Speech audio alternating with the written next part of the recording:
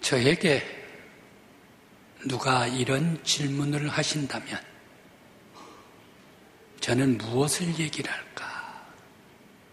목사님 세계 여행을 하시면서 건물들 많이 보셨지 않습니까? 아름다운 것들 많이 보셨지 않습니까? 그런데 그 중에 꼭 다시 보고 싶은 것 하나만 있다면 무엇을 얘기를 하겠습니까?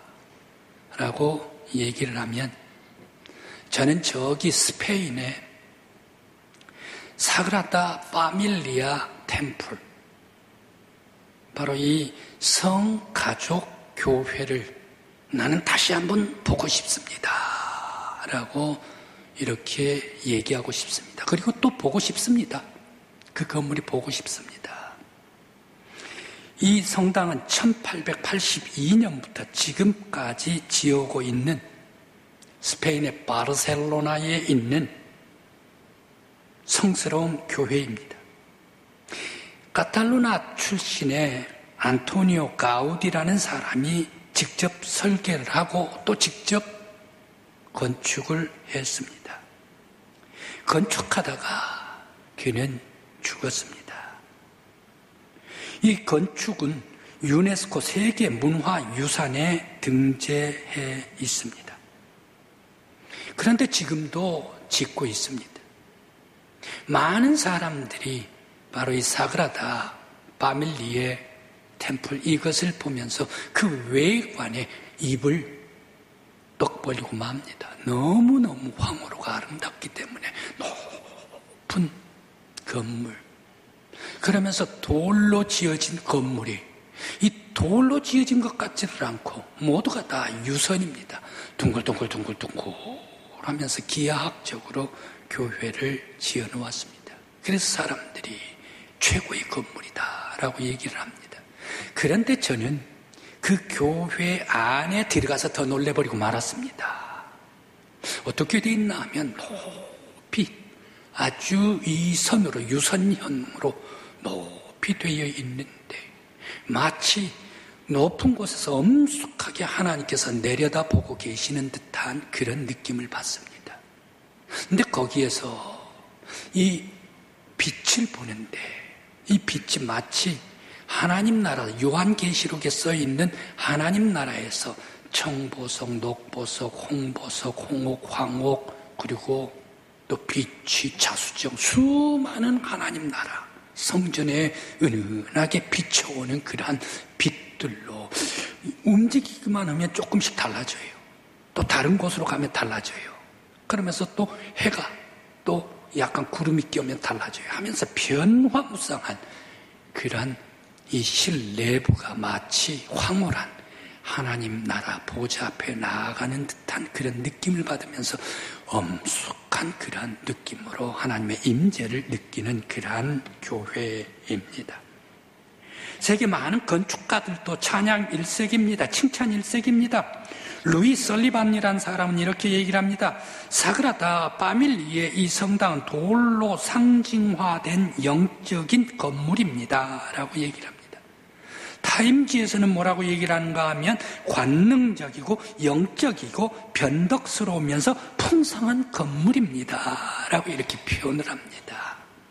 아무튼 독특한 바르셀로나에 있는 이 성당, 매년마다 이 성당에만 들어오는 사람들이 300만 명이 넘는답니다. 그런 많은 관광객들이 찾아오는데 비록 건축 설계가 디자인했던 안토니오 가우디는 이미 100년 전, 거의 1926년이니까 거의 돌아가신 지가 100년이 다 돼갑니다마는 그러나 바로 그 설계에 따라 디자인에 따라서 계속 오늘도 지어지고 있는 것이 바로 이 사그라다 파밀리의 템플입니다. 위대한 성전은 아무렇게나 지어지지를 않습니다. 이 가우디가 요한계시록의 하나님 나라의 보좌를 바라보면서 얼마나 많이 기도를 했을까? 그러면서 얼마나 많이 연구를 했을까? 성경을 보았을까? 그러면서 하늘나라에 있는 바로 그 하나님의 전을 이 땅 위에 어떻게 표현할까? 고심하면서 설계하고 디자인해서 지어가고 있는 교회입니다. 오늘 말씀은 예수님의 디자인입니다. 예수님의 복음의 디자인이 오늘 성경의 본문 말씀입니다. 예수님께서 온 세상에 복음을 전파하기 위해서 디자인했습니다. 우리는 예수님께서 디자인하신 것을 실천하기 위해서 영감을 받아야 할 줄 믿습니다. 바로 우리 모든 성도 여러분들에게 오늘 이 시간이 성령님께서 영감을 주셔서 예수님의 복음의 디자인을 깊이 묵상하고 읽을 수 있는 귀한 시간이 되기를 간절히 기원합니다. 오늘 성경 말씀에 왜 성령님께서는 바울 사도가 무시아에서 비두니아로 가려고 행장을 다 준비를 했습니다. 그동안 갈라디아 그리고 부르기아 그리고 또 무시아에까지 왔지 않습니까? 이 다음에는 내가 비두니아로 가야 되겠다. 비두니아는 참고로 알메니아 지방입니다. 터키 북부 지방, 그러면서 러시아 남부 지방, 바로 이곳이 알메니아 지방이 비두니아 지역인데, 이 다음에는 내가 비두니아 지방으로 복음을 전하러 가야 되겠다라고 준비하고 행장을 하고 열심히 준비를 했습니다. 그러면서 드로아에서 잠을 청해서 자고 있었죠. 그런데 이 드로아 항구에서 잠을 자고 있는데 갑작스럽게 환상이 나타나는 거예요. 꿈속에서 말입니다. 그러면서 건너편 마케도니아 사람이 손짓을 하는 거예요. 바다 건너와서 우리를 도우라라고 이 환상 가운데 얘기를 하는 것입니다. 왜 이렇게 모든 준비를 바울 사도가 비두니아로 미리 전에 행장하면서 가려고 다 준비를 했는데 왜 비두니아를 막아버렸을까? 왜 성령님께서 비두니아 지방을 가지 말라라고 막으셨을까 생각을 해봅니다. 사실 예수님께서 바울 사도를 부르신 이유가 있지 않습니까? 너는 온 세계 모든 이방 사람들에게 복음을 전하라. 바로 이것을 위해서 예수님께서 바울 사도를 택하고 사도로 불러주셨지 않습니까? 그러면 바울 사도가 비두니아로 간다 그러면 야, 너 잘 간다 말이야. 훌륭하게 거기에서 복음 전하라. 예수의 복음 죽으심과 예수님의 부활을 잘 전하라 말이야. 이렇게 격려를 해줘야 하는데 왜 비두니아는 가지 말라라고 성령님께서 꽉 막으셨을까 생각을 해봅니다. 그리고 또 왜 주님께서는 바울 사도에게 아시아 맨 끝에 디로아 항에서 마케도니아 사람들에게 나타나가지고 환상을 바울에게 보여주면서 바다 건너와서 우리를 도우라 라는 환상을 보여주셨을까요? 사실 바울 사도는 마케도니아에 가기가 싫었을까도 모릅니다. 왜 그렇습니까? 지금 이스라엘 예루살렘이 로마의 식민지가 되어 있지 않습니까? 로마의 식민지가 되어 있는데 사실 로마의 식민지가 되기 이전에 먼저 유럽 사람들이 이스라엘 예루살렘을 한 번도 침략한 적이 없습니다. 그런데 이 로마가 딱 지금 침략해가지고 식민지로 삼아버렸지 않습니까? 그 이유가 무엇인가? 바로 이전에 마케도니아 대왕 알렉산더 대왕이 저 인도로 동방으로 가서 대제국을 건설을 할 때에 예루살렘을 지나갑니다. 이스라엘을 지나갑니다. 그러면서 식민지를 딱 삼아버리고 말지 않습니까? 그런 이유로 바로 이 유럽의 로마 제국에서까지 와가지고 지금 이스라엘 백성들을 식민지로 삼았지 않습니까?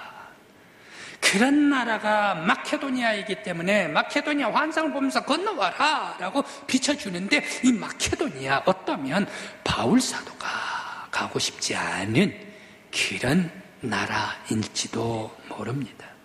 그런데 왜 예수님께서 예수의 영이 저 가고 싶어하는 비두니아는 막아버리고 가기 싫어하는 마케도니아는 열어두셨을까 생각을 해봅니다. 바로 이 모든 것들은 예수님께서 디자인하셨기 때문입니다. 예수님의 복음의 디자인, 예수님의 선교의 디자인해 두셨기 때문입니다. 예수님의 인류 구원을 위한 디자인 바울에게 보여주십니다. 그러면서 비두니아는 막았습니다. 마케도니아는 열어두셨습니다. 너는 빨리 나오라 말이야. 너는 지금 이 비두니아로 가야 할 것이 아니다. 너는 이 아시아로 머물러 있을 것이 아니다. 너는 부르기아 갈라디아 이곳에 머물 것이 아니다. 빨리 나오라 말이야. 내가 너에게 더 큰 곳으로 보여주겠다, 보내주겠다. 너가 건너오기만 하면 더 건너와서 모든 것을 다 버려두고 건너오면 예수님께서 다 도와주겠다, 함께 하겠다. 바로 이 성령의 역사입니다. 그리고 이 큰 곳으로 인도하겠다, 마케도니아를 복음의 전진 기지로 삼겠다, 큰 대륙 유럽에서 복음을 전파하라, 세계 모든 민족을 구원하겠다. 먼저 마케도니아로 가라. 바로 이것은 예수님께서 복음을 증거하기 위한 디자인을 해 두셨다라는 말씀입니다. 그래서 바울사도는 환상 속에 주님의 디자인을 보고 바로 마케도니아로 달려갔습니다. 성령님께서 오늘 대한민국 한국 교회 성도들과 우리 대한민국 교회에게 하나님의 계획을 보게 하시고 듣게 하실 줄 믿습니다. 우리도 영감을 통해 주님께서 디자인해 놓은 것을 보고 듣고 바로 실행할 수 있는 우리 성도 여러분들이 되시길 간절히 기원합니다. 하나님의 디자인은 언제부터 하나님께서 디자인해 놓으셨을까? 바로 그것은 창조 때부터 디자인해 놓으셨습니다. 빛이 있으라라고 빛을 주셨습니다. 그리고 빛과 어둠을 주시고 궁창과 물을 만드시고 땅과 바다 채소를 만드셨습니다. 그러면서 거기에 1월 성신을 만드십니다. 새 조류를 만드십니다. 짐승을 만듭니다. 그리고 짐승 만들고 난 후에 6째 날 가축을 만듭니다. 가축 만들고 난 후에 사람을 만듭니다. 사람은 남자와 여자를 만들었습니다. 참고로 여러분들에게 질문을 합니다. 만일 만들었으면, 사람을 만들었다면 남자를 먼저 창조했을까요? 여자를 먼저 창조했을까요? 목사님, 그것을 질문이라고 물으십니까? 어쩌면 굉장히 쉬운 질문일 수도 있습니다. 그렇게 해서 하나님께서는 바로 창조 때부터 온 세계 하나님 나라의 구원의 디자인을 해 주시고 지금도 계속해서 성취해 주십니다. 그런 과거의 역사 속에 노아에게 하나님께서는 이제 그 당시 모든 사람들이 너무너무 사람들이 음란과 세속과 타락해버린다는 얘기. 그렇게 되니까 노아를 준비를 해가지고 너는 방주 안으로 들어가라, 거룩한 하나님의 백성이 되라 라고 하면서 타락했던, 방종했었던 그 모든 사람들을 다 쓸어버리고 말았습니다. 그러면서 새로운 땅을 허락해 주셨습니다. 아브라함입니다. 갈대아우르 우상장사 우상들, 너무너무 갈대아우르 메소포타미아 티그리스강 유역에 우상들이 많아요. 너는 우상 여기에서 살 때가 아니다. 뽑아가지고 와가지고 콜링해가지고 어디로 데려갑니까? 가나안 땅으로 데리고 왔습니다. 그러면서 여기서 하나님께 예배드리라 라고 선별해 주셨습니다. 선민의 백성들에게 해주셨습니다. 또 모세입니다. 모세가 저 애굽으로 갔습니다. 애굽으로 갔는데 애굽에서 이스라엘 백성들이 430년간 노예 생활을 하다가 보니까 그 애굽은 어떤 데입니까? 역시 마찬가지로 미신이 많습니다. 우상이 많습니다. 왕도 섬겨야 할 그런 신입니다. 르신, 태양신이 있습니다. 온통 우상의 천지입니다. 바로 그것을 뽑아가지고 다시금 가나안 땅으로 가라라고 말씀하십니다. 가나안 땅에 들어와서 열심히 살고 있는데 다윗 임금님입니다. 주변에 많은 사람들, 바알신과 아세라신들이 있습니다. 세속적인 성적인 타락한 신들입니다. 풍요의 신들이 가득 차 있습니다. 그러면서 하나님께서 다윗에게 너는 하나님 나라를 수호해라 라고 하면서 다윗에게 이스라엘을 맡겨주셨습니다. 그리고 예수님께서는 온 세상의 모든 사람들이 하나님을 불순종합니다. 하나님 앞에 저항을 합니다. 대항을 합니다. 그러면서 모든 사람들이 죄를 짓고 지옥으로 떨어져 가는데 온 세상 사람들을 위하여 십자가에 희생하시고 다 구원하시기 위해서 하나님께서 계획을 하시고 디자인하시고 십자가를 져주셨습니다. 사도들입니다. 바로 예수의 이 희생의 복음을 너희들은 만방에 전하라. 오늘 바울입니다. 나는 비두니아가 말고 마케도니아로 가서 복음을 전하라. 더 큰 유럽 대륙으로 가서 복음을 전파하라. 바울 사도는 이 환상을 바라보면서 자기가 가고 싶어했던 비두니 그동안 행장을 준비했었던 모든 것 다 내려놓습니다. 자기의 고집도 다 내려놓습니다. 성령님께서 보여주신 곳으로 건너편 대륙, 유럽 대륙으로 마케도니아로 넘어가서 복음에 순종하면서 복음을 전했던 바울 사도였습니다. 오늘날 우리가 살고 있는 광복 79주년을 통해서 맞이한 지금 이 시대에 우리나라뿐만 아니라 온 세계를 믿음의 눈을 통해서 바라볼 때에 이 세상은 어떤 세상이 되어가고 있는가? 세계는 지금 타락하고 방종하고 인간은 세속화되고 선진국 사람들은 개인주의가 가득 찹니다. 내가 사는데 왜 나의 것을 남의 것을 침범해 사생활이야 간섭하느냐 말이야. 그리고 욕심, 주식 때문에 욕심이 많아져가고 음란한 세속에 우상들로 꽉 차 있습니다. 그러면서 세상의 선진국가 사람들은 마귀하고 같이 생활하면서 하나님은 싫어, 교회는 싫어 말이야, 성경은 다 싫단 말이야, 예수는 싫어, 나를 간섭하는 것이다 라면서 하나님을 정하는 사람들이 바로 오늘날 선진국가 사람들의 불순종과 타락으로, 음탕한 성적인 타락으로 가고 있는 시대가 오늘 세상의 모습이 아닌가 생각을 해봅니다. 21세기 파리 올림픽을 하고 있는 지금 이 시대에 우리를 부르고 계시는 하나님의 음성을 듣습니다. 세계에서는 어떤 나라 누구보다 대한민국과 함께 하나님께서는 일하고 싶어 하시고 한국 교회와 한국 성도들과 함께 세계에서 하나님의 일을 하고 싶어 하신다라는 것을 영적인 눈으로 바라볼 때, 확연히 성경 말씀을 통하여 우리들이 바라볼 때, 하나님께서, 예수님께서 대한민국 교회를 부르고 계시는구나, 우리 한국을 부르고 계시는구나, 성도들을 부르고 계시는구나, 여러분들을 부르고 계시는구나 라는 것을 느낄 수가 있습니다. 오늘 하나님께서 일하고 싶어 하시는 주님의 음성을 보고 듣고 주님의 마음을 읽으면서 주님 앞에 순응해서 하나님께서 디자인해 놓은 것을 성취해 드릴 수 있는 우리 강국교회 성도 여러분들이 되시길 간절히 기원합니다. 무시아에서 빠져나오라. 비두니아 고집하지 말라. 바로 이 얘기는 오늘날 들어서 무엇을 얘기를 할 수가 있을까요? 일본의 거짓 술책과 일본에 함몰되지 말고 일본 떨어버리고 미래로 가라. 바로 이러한 음성으로 듣고 들을 수 있습니다. 일본의 피해의식에 묶여있지 말고 떨어져 내버리고 멀리 바라보라.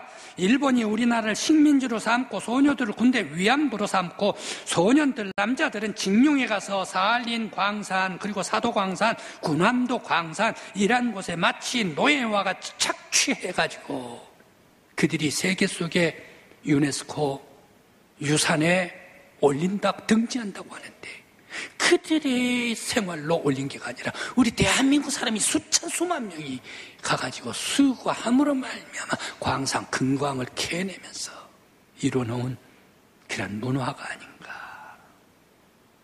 그런데 여기에 대해서 일본 사람들이 용서해달라라고 우리 대한민국 사람들을 향하여 한마디라도 얘기를 했습니까? 그것은 김대중 대통령 때 통념의 마음으로 을 느낍니다. 이 한마디 하고 그 다음에는 하지도 않습니다. 또 독촉도 자기네 땅인데 왜 간섭을, 우리나라 사람 국회의원이 간다 하면 국회의원 가지 말라 말이야. 우리나라 가수가 가서 노래를 부르면 왜 가수가 거기 가서 노래를 부르냐고 말이야. 그 가수 일본에 못 들게 한다. 왜 우리 대한민국 사람이 대한민국 땅을 가는데 일본에서 감나라 배나라 간섭을 하고 있는지 모르겠습니다. 그러면서 자위대는 올라오려고 전쟁 연습을 하겠다라고 독도에서 말입니다. 일본은 끊임없이 영토에 야욕이 있는 사람들입니다. 저 서쪽에 중국의 따오이따오 센카쿠 열도입니다. 일본말로는 센카쿠 열도, 중국말로는 따오이따오. 바로 이곳에 일본 땅이란 말이야. 내 나라. 또 저 쿠릴 열도, 4개 섬, 도서. 이걸 러시아한테 우리 일본에 반환해라 말이야. 대한민국이 독도는 우리 땅이 오지마. 바로 이렇게 하고 있는 게가 일본이지 않는가. 일본은 군국주의자들로서 거짓과 힘으로 누르는 정부입니다. 일본 사람들은 선할는지 모르겠습니다만 그 정부는 군국주의에서 흘러내려오는 정부입니다. 야욕이 대륙에 정복해서 전쟁을 일으키려고 하는 사람들이 바로 이 정부입니다. 선이 없고 양심이 없고 세계에 평화가 없는 사람들이 일본 정부입니다. 우리나라가 이런 나라 편에 설 필요가 없는 겁니다. 그런 나라의 편에 도와줄 필요가 없습니다. 빨리 빠져나와야 합니다. 새로운 하나님께서 보내실 곳으로 가야 합니다. 우리 지금 이 시대에 하나님께서 간절히 보내시고 싶어 하는 곳이 있습니다. 하나님께서 우리 대한민국 교회 그리고 하나님께서 우리 대한민국 믿음의 성도들 간절히 보내고 싶어 하는 곳이 있습니다. 그곳은 북한입니다. 목사님 어느 나라라고요? 북한입니다. 목사님 북한은 지금 비닐을 똥비닐으로 머리 위에다 퍼치거든 그런 나라의 세상에 갈 곳이 없어가지고 북한을 갑니까? 라고 얘기하실 분들이 많이 있겠죠. 그런데 지금 북한이 말할 수 없이 어렵습니다. 거지의 나라입니다. 옆집에 집이 같이 붙어 있는데 대문에 불독을 묶어놨어요.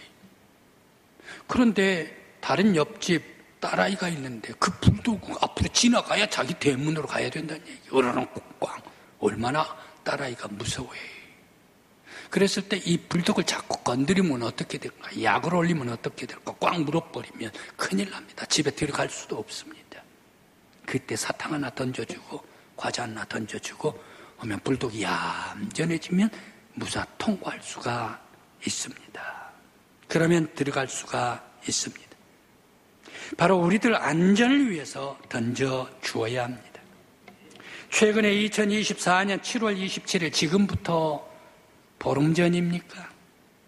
올해 우리 대한민국 장막 끝이다라고 선언한 때가 지난 7월 27일 날 장막 끝을 공식적으로 선언했습니다. 그러자마자 땡볕이 왔습니다. 그런데 마침 이 장마전선이 어디로 올라갑니까? 저 북쪽으로 올라가다가 압록강에 딱 걸치게 됩니다. 그래서 신의지와 의주 단동에 딱 걸리게 됩니다. 세상에 이틀 만에 7월 27일 이틀 만에 600mm를 쏟아버렸대요. 600mm 우리나라에 하루에 350mm. 지난번에 우리가 꽁레이가 왔을 때 360mm가 내렸습니다. 엄청나게. 그런데 거기는 이틀 만에 600mm가 와버렸다는 얘기. 그런데 북한은 어떻습니까? 저가 압록강은 가지는 못했지만 저 두만강은 갔습니다. 두만강 가서 손도 씻고 물에 손도 씻고 했습니다. 북한 산은 어떻습니까? 북한의 들은 어떻습니까? 산은 나무가 하나도 없어요. 완전 민둥산이에요. 민둥산. 나무 하나가 없어요. 왜? 그곳에 하나 개간해가지고 강냉이 하나 심고 뭐 하나 심고 밭되기 3차 해가지고 높은 산까지 다 깎아질러 버렸어요.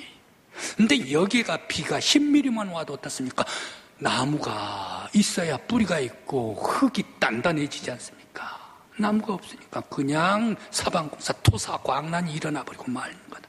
그런데 600mm까지 와버렸다라면 북한 땅은 어떻게 됐을까? 상당히 힘듭니다. 그렇게 해서 북한에서는 세계 유엔의 식량 기구에다가 우리 좀 도와주십시오, 구제해 주십시오라고 부탁을 했습니다. 그런데 우리나라 통일부가 알고 얼른 대답을 했습니다. 우리가 구제해 줄게, 우리가 도와줄게 라고 얘기를 했습니다. 그랬더니 뭐라고 얘기를 합니까? 바로 이 한마디로 나와가지고 단칼에 끊어버립니다. 세계 모든 나라 사람들은 다 도와주면 다 받겠습니다. 그러나 남한 것은 안 받겠습니다. 라고 거절해버리고 말았습니다.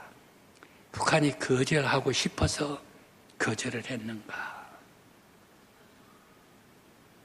그러면 이런 얘기를 듣고 우리들은 뭐라고 얘기를 합니까? 북한 사람 아직까지 배가 불러가지고 저런 얘기한단 말이야. 이렇게 얘기를 할 수도 있을 것입니다만은, 그러나 그 내면에는 남한이 무력 대결로 고사주의, 북한을 고사주의 정책을 쓰기 때문에 너희들 것은 받지를 않겠다라고 안감을 하면서 원수로 대하고 있기 때문이다 라는 사실입니다. 쌀 한 톨, 강냉이 한 톨이 급한 것 아니겠습니까? 여기에서 우리는 성경으로 돌아가 생각을 해봅니다. 예수님께서 강도 만난 사람, 사마리아 사람, 강도 만난 바로 이 사람을 사마리아 사람이 도와줍니다. 강도 만난 사람은 사마리아 사람, 유대인입니다. 그런데 도와준 사람은 사마리아 사람입니다. 유대 사람이 사마리아 사람을 얼마나 무시합니까? 개 취급을 합니다. 무식하듯 개 취급을 합니다. 상종도 하는 사람입니다. 원수와 같은 사람입니다. 마음속에 사마리아 사람 늘 무시당해가지고 언젠가 보자 말이야, 이런 마음을 품고 있을 수 있는 사마리아 사람. 그런데 그 유대인 메고 갑니다. 모텔에 데려다 줍니다. 약을 발라줍니다. 먹을 것 줍니다. 그러면서 주인한테 모자란 거 있으면 다시 오면 더 주겠습니다. 잘 치료해 주십시오. 꼭 살려주십시오. 이것을 부탁하고 떠나가지 않습니까? 원수인데 말입니다. 꼭 살려주십시오 라고 부탁을 합니다.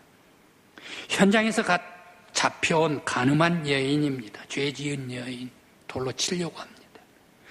가늠한 여인, 이스라엘 사회, 거룩한 사회에 누룩과 같은 여자이기 때문에 이 사회를 아주 험하게 만든 이 사람 당장 이 사회에서 격리시켜버려야 된다, 죽여버려야 된다, 돌로 쳐서 없애버려야 된다. 그러면 이스라엘 사회가 깨끗해질 것 아닙니까? 그런데 왜 예수님께서 이 여인 고민하면서 끝까지 살려놓으셨을까요? 바로 궁리를 하시면서 예수님께서 이 여인도 살려주고 있는, 죽어야 할 여인을 살려주고 계시는 예수님이시다. 그러면서 죄도 씻어주시고 용서해 주셨던 예수님입니다. 바로 이것이 성경에 예수님께서 말씀하신 사랑입니다.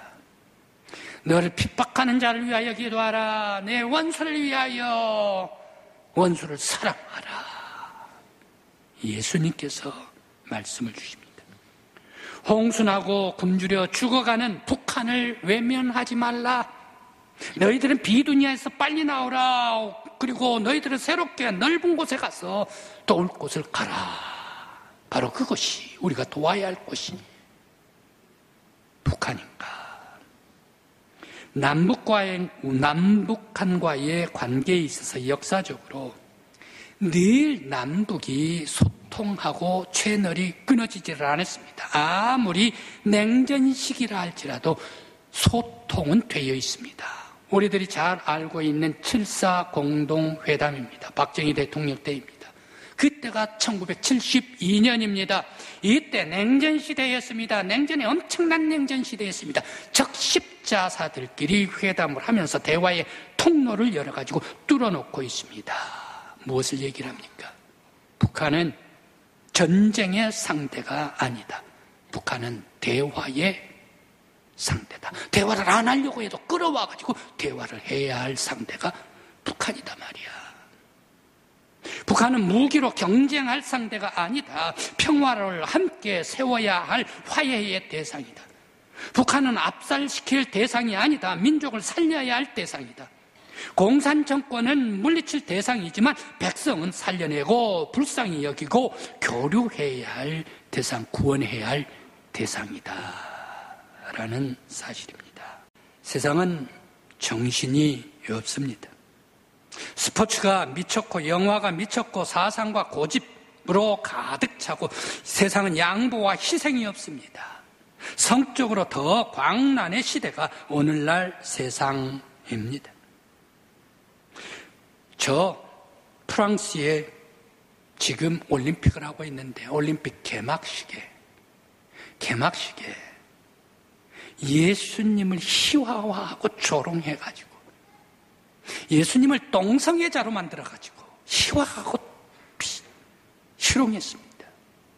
그러면서 이 프랑스의 문학가들은 다른 음란한 것은, 악한 것은 좋아해, 마귀가 좋아하는 것은 좋아해요. 같이 살자, 기쁘다 희덕거리고 놀아요.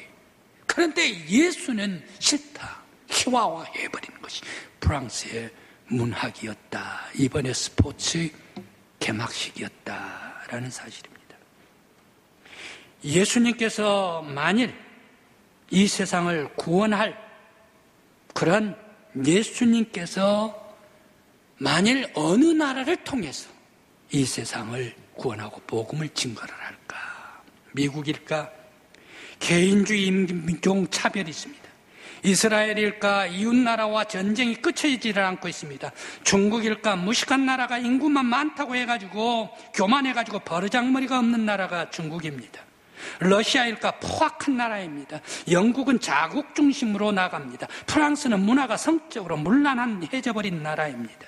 이런 나라와 함께 예수님께서 온 세계 복음의 구하는 통로로 사용할 거 아닙니다. 21세기 한국만 다릅니다. 한국은 복음이 살아있습니다. 세계 모든 민족과 국가에게 양보하고 시민들은 겸손하고 전쟁의 아픔도 알고 있어가지고 평화를 갈망한 나라가 우리 대한민국 뿐입니다.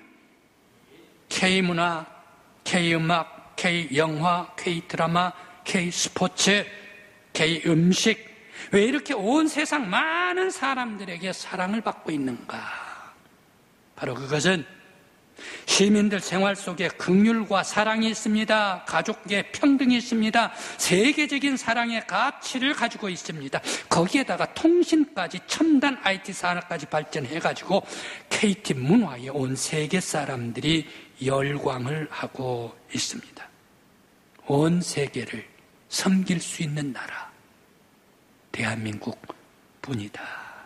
그래서 하나님께서는 대한민국을 통해 세계 선교와 인류를 구하시겠다라고 디자인하고 계시는 줄 믿습니다. 성도 여러분, 성경 말씀을 깊이 읽으면서 예수님의 사랑이 무엇인가 알면서 하나님께서는 어느 방향으로 설계하고 계시는가, 우리와 함께 더불어 살고 있는 이 북한에 대해서 무엇라고 말씀하실까? 우리 잘 사는 대한민국에게 말입니다. 한국 교회에게 말입니다. 바로 이것을 영감을 통해서 드려야 할 줄 믿습니다. 이제 우리들을 주님께서 부르고 계시는 그 음성을 들어야 합니다. 한국에 일어나라. 한국에 힘을 내라. 한국에 귀를 열라. 세계가 너희를 부른다. 예수님의 사랑을 품고 세계 속으로 달려가라. 대한민국이여 광복 79년을 맞이하는 이때에 너희도 건너와 도우라. 바울 사도가 드로아에서 환상을 보며 들었던 이 음성이 오늘 우리 강구항에서 주님의 음성을 들을 수 있는 우리 강구교회 성도 여러분들이 되시길 간절히 기원합니다. 기도드리시겠습니다.